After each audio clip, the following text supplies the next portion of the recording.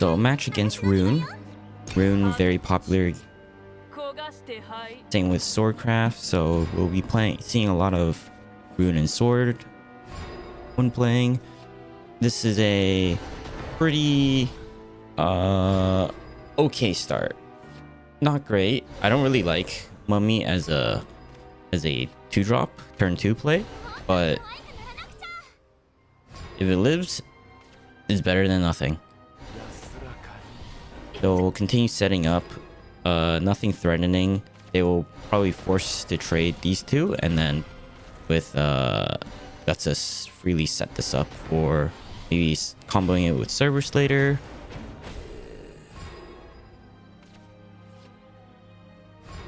So we don't have many plays on turn 4.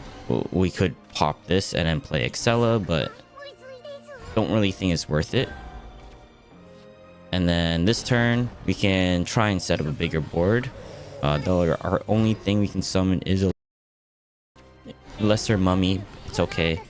We have another Charon for whenever we need to reflood the board.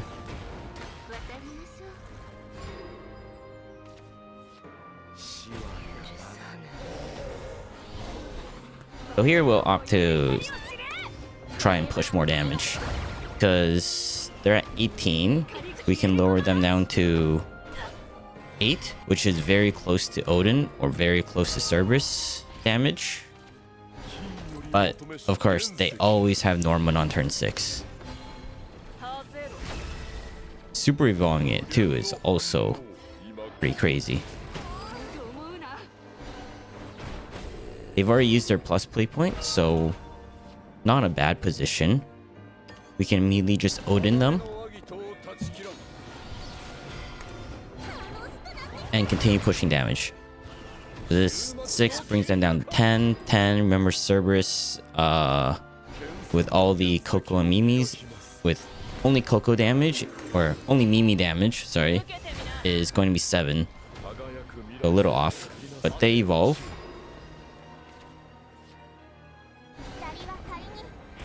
We don't have many options here, so we'll just push to do the Mimi damage here.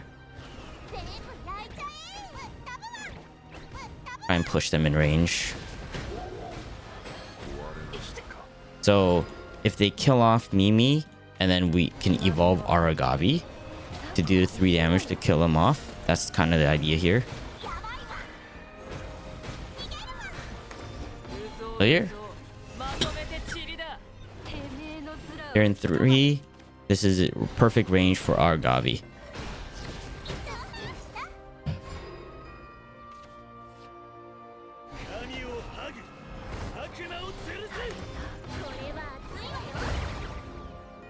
And that's game.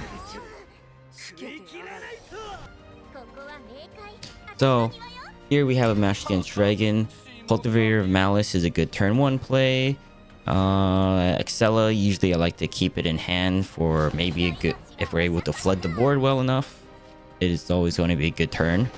They play Pyreburn Blade, which indicates to us that it's very likely going to be aggro.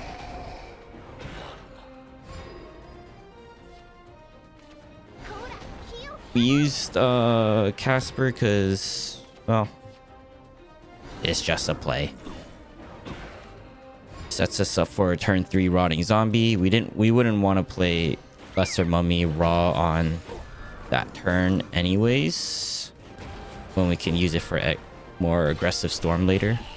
And then they decided to trade with their Intimidate, but we could have cleared it anyways with Phil Dow. We decided to use everything there to try and bring them down to a lot lower, since it is we're suspecting it is aggro, so that's why we're spending so much resources trying to push their health down.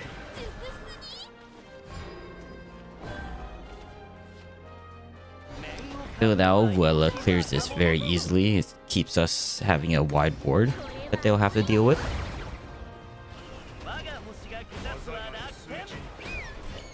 Next turn we can Ghost Charon.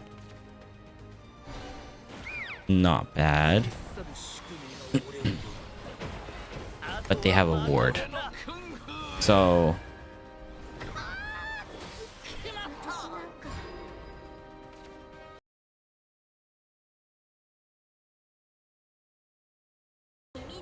sorry, I'm sick when recording.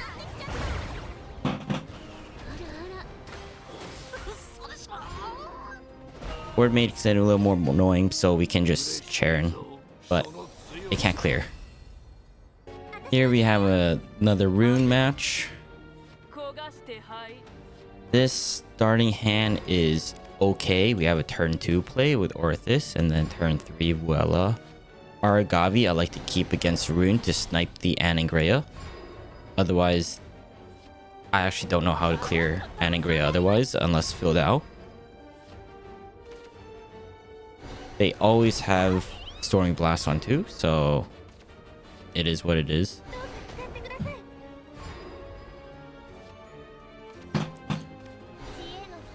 Played Vuela on 3 just to curve out, but usually after they played their Storming Blast, depending, they usually have a hard time clearing.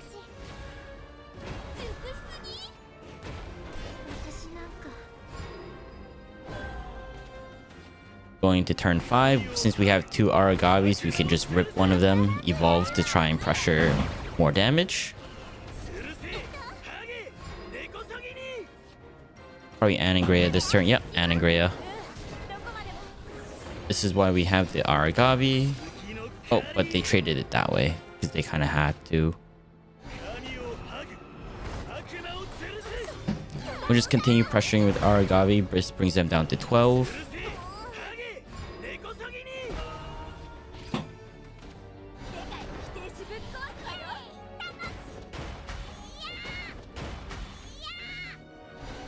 Our whole plans are to bring them down to 7. 7's quite the magic number because it is enough for Cerberus to kill with. It is enough for Odin to kill with.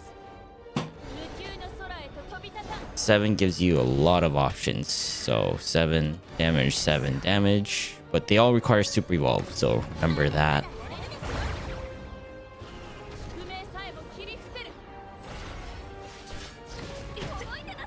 So 7. Good going into turn next turn.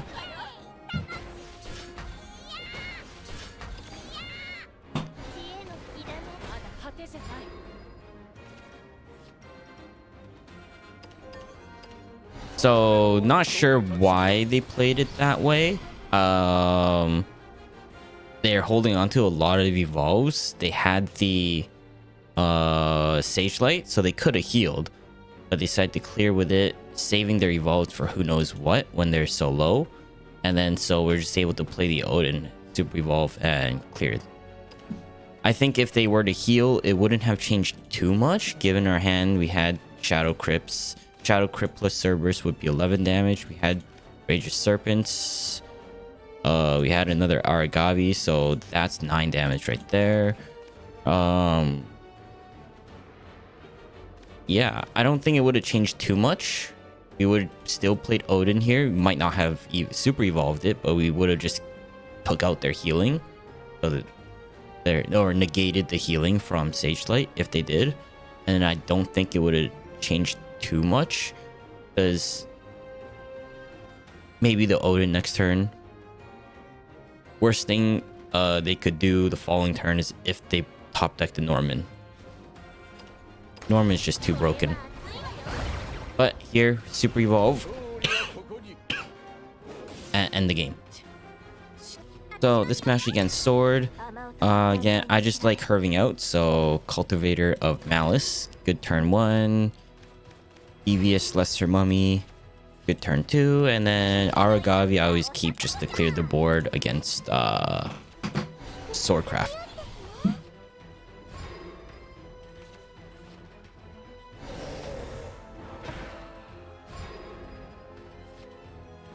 So continue pressuring. They're gonna play Nonya, but we have Ghost to clear.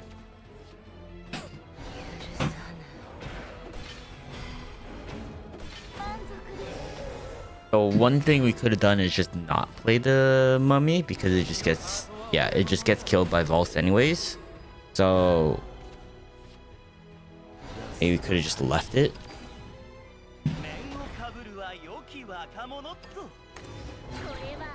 So here we're playing the Phil Dao to super evolve it, because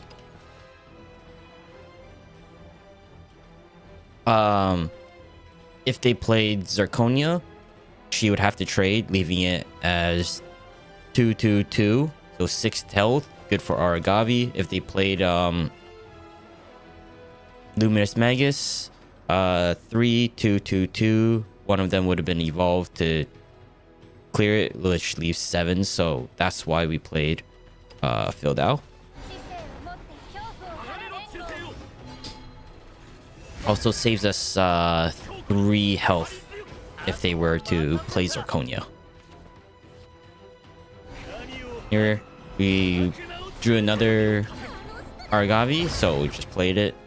Clear the board, like we said, 7 damage exactly. Evolve it.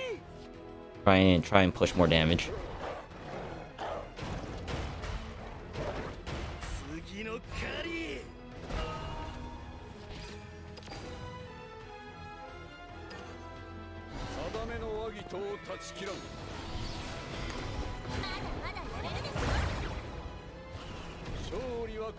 So here, we decided to push for Super Evolve here to bring them down to 9. With 9, we can count that we have enough damage.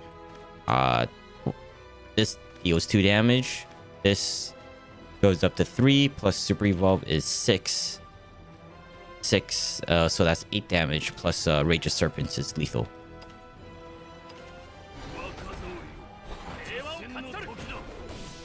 No ward, so that's GG.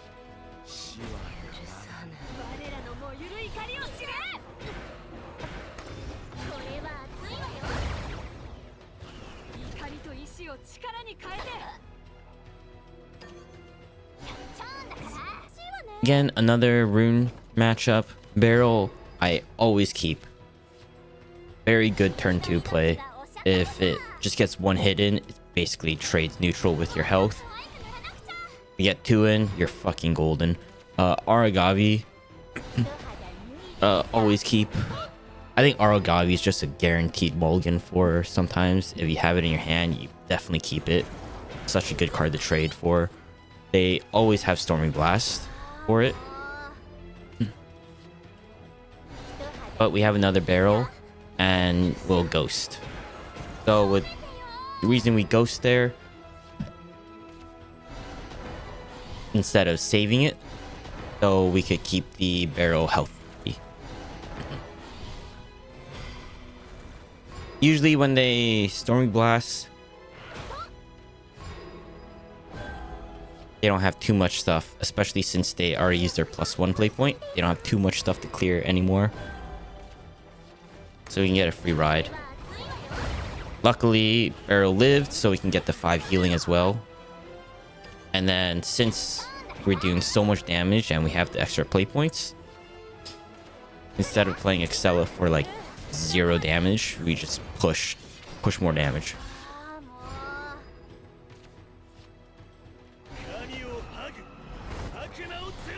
Play the Aragavi, evolve it to try and push more damage down to 5.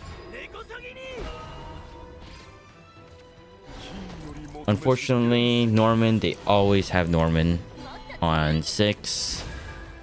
So it's a lot of healing.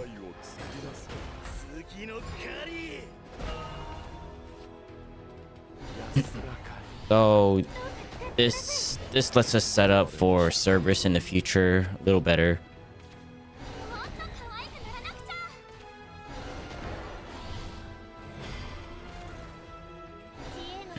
They're healing a lot. So at this point, I figured 17 damage. We should try to bring them down a lot lower. So we're pushing the 11 damage to them right now.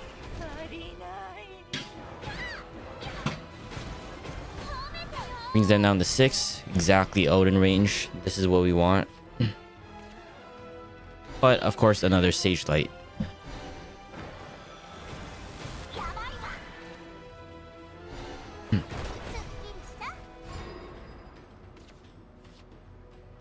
So we don't want to overuse our resources, so we're going to keep the super evolve and just push damage here. 5, good range for Odin.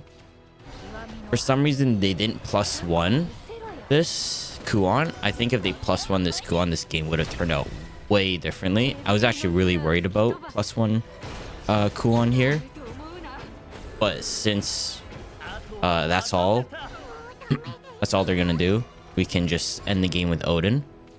If they were to have +1 the Kuon, I actually don't think we would have won.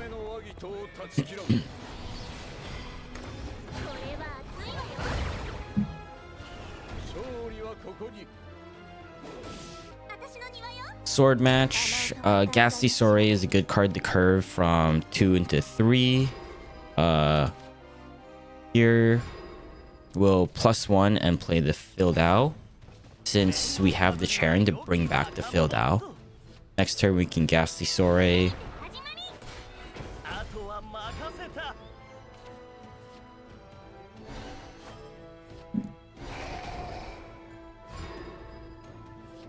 This gives Charon a pretty good turn later. Unfortunately, we can't Rotting Zombie. We really don't want to keep that alive, so we'll push the Vuela. And then they have a Prim with Nonya.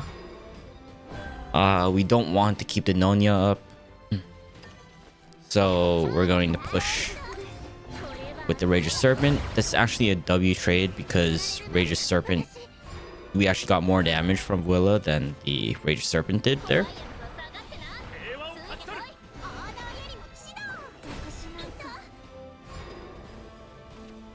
This is a really good Aragavi turn. And then we'll evolve it to push more damage. I'm not recommended to always evolve to push more damage, but it is generally pretty good if you know your hand.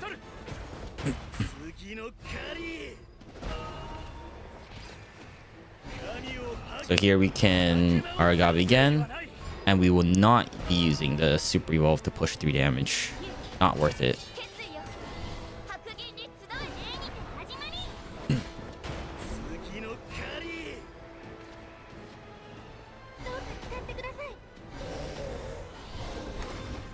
So super evolve Lesser Mummy with Vuela to clear, brings it down to 6, which is in range for Cerberus. This is exactly what I mean. They're at 6, exact Cerberus range. Doesn't matter if they have ward. 7 damage that bypasses ward.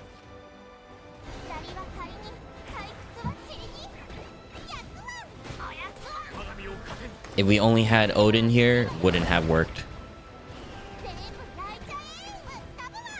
Only Cerberus would have got us through. My girl.